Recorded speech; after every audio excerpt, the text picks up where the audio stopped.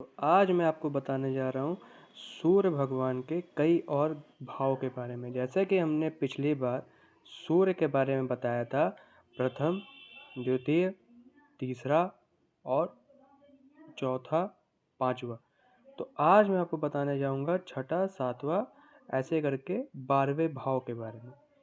तो अगर मैं छठे भाव के बारे में बताऊं, तो छठे भाव में अगर सूर्य है तो व्यक्ति बहुत ज़्यादा स्पष्टवादी हो जाएगा। मतलब जो भी वो बोलेगा उसको साफ साफ बोलेगा। और एक फायदा इसमें क्या होता है कि व्यक्ति को जो उसकी माँ रहती है उसका सुख बहुत ज़्यादा मिलता है।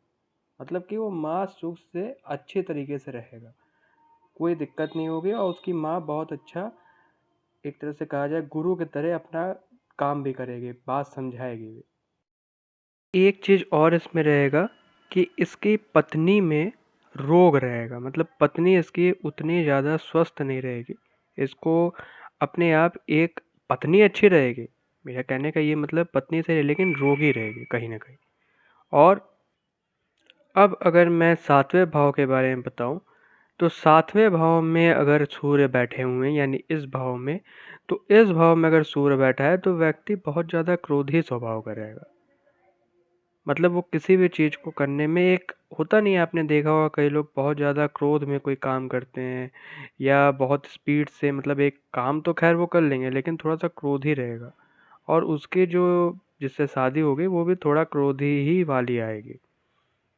इसमें क्या होता है कि भाई स्त्री को वो अपने वश में, का भाई अगर कोई क्रोधी है, उसका स्वभाव ऐसा है, तो सामने वाला यही सोचेगा कि अरे यार भाई जो बोल रहा है कर दो चुपचाप, इसमें क्या कहते हैं, क्या आदमी जो है इसके बातों में पड़े।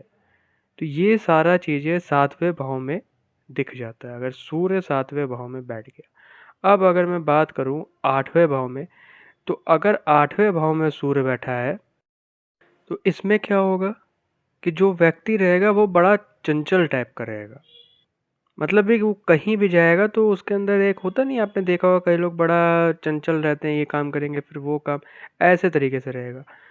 एक फ़ायदा इसमें रहेगा कि भाई वो जो भी पंडित रहेंगे उनकी सेवा में उसको बड़ा अच्छा लगेगा। थोड़ा सा वाचल, मतलब ज़्यादा बोलने वाला होगा। ये सारा चीज़ें आठवें भाव में दिख जाता है अगर सूर्य यहाँ बैठ गया। अब अगर मैं बात करूँ नौवें भाव की, तो नौवें भाव में क्या होता है कि अगर नौवें भाव यानी भाग्य का, धर्म का, तो इसमें क्या होगा कि वह व्यक्ति बहुत ज़्यादा सुंदर तो खैर वो रहेगा ही अपने परिवार के साथ, बहुत ज़्यादा दानी भी होगा। ठीक। सबसे बढ़िया बात है कि वो धर्म के हिसाब से चलने की कोशिश करेगा। जैसे धर्म में अगर, जैसे ब्राह्मण का सम्मान करना, पूजा पाठ करना, इसमें उसको बहुत ज़्यादा रुचि रहेगी और वो वही काम करना बहुत ज़्यादा चाहेगा। अब अगर मैं बात करूं 10वें भाव की, जो कि पिता का स्थान होता है, और ये कई हद तक चीज़ें देने वाला, जैसा जमीन जायदाद, ये भी इसी से होता है।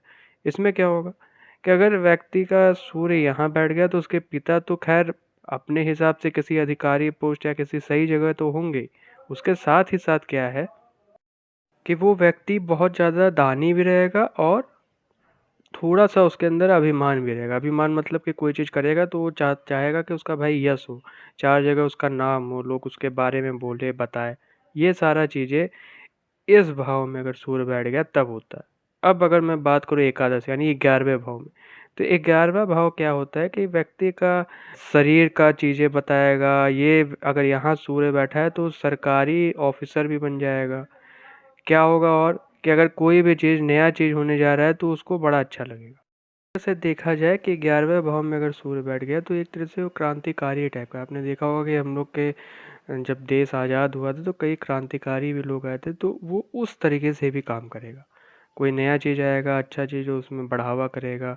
जो जो भी काम रहेगा उसमें वो तेज़ी दिखाएगा, किसी भी काम को वो ठंडे में नहीं लेगा, मतलब काम के प्रति बहुत ज़्यादा रुचि करके काम करेगा। आपने देखा होगा कई लोग बड़ा इंटरेस्ट दिखा के काम करते हैं, हालांकि सभी लोग करते हैं लेकिन कई लोग कुछ ज़्यादा इंटरेस्ट दिखाते हैं। इसके अलावा अगर मैं बात करूं 12वें भाव के बारे में, तो 12वें भाव में क्या होगा कि व्यक्ति कोई भी काम करेगा तो उसमें पितृ सुख बहुत ज़्यादा मिलेगा। पितृ सुख मतलब कि जैसे हम लोग के जो पूर्वज होते हैं वो अगर खुशी रहते हैं तो बहुत ज़्यादा कृपा रहती है। मतलब व्यक्ति कोई काम कर रहा है, थोड़ा सा भी मेहनत कर रहा है तो उसको बहुत ज़्यादा मिल जाता है।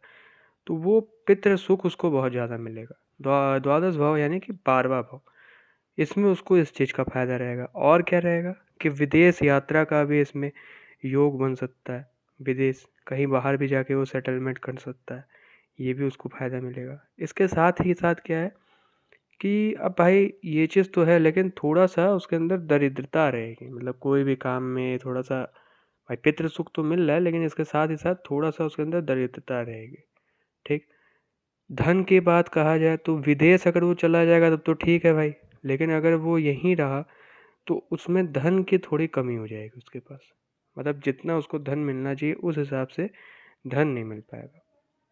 और क्या है कि अगर हल्का सा भी उसके अंदर सूर्य के साथ कोई और ग्रह खड़ा, जैसे मान लीजिए कि उसका केतु कहीं कहीं बैठ गया या कोई और ग्रह कहीं बैठ गया, तो उससे क्या होगा ना कि थोड़ा सा भ्रष्टाचार भी करने लगेगा। भ्रष्टाशील मतलब कि जैसे कोई भी काम है उसमें थोड़ा सा साइड में आपने देखा होगा ना, कई लोग जो है पैसा मांगते हैं या करते हैं, थोड़ा सा उसके अंदर ये चीज़ आ जाएगा। तो आज के लिए दोस्तों इतना ही, बाकी मैं और भी आपको चीज़ें बताऊंगा, और आप लोग लाइक सब्सक्राइब कमेंट भी कर दीजिएगा। चलिए ठीक है, बाय।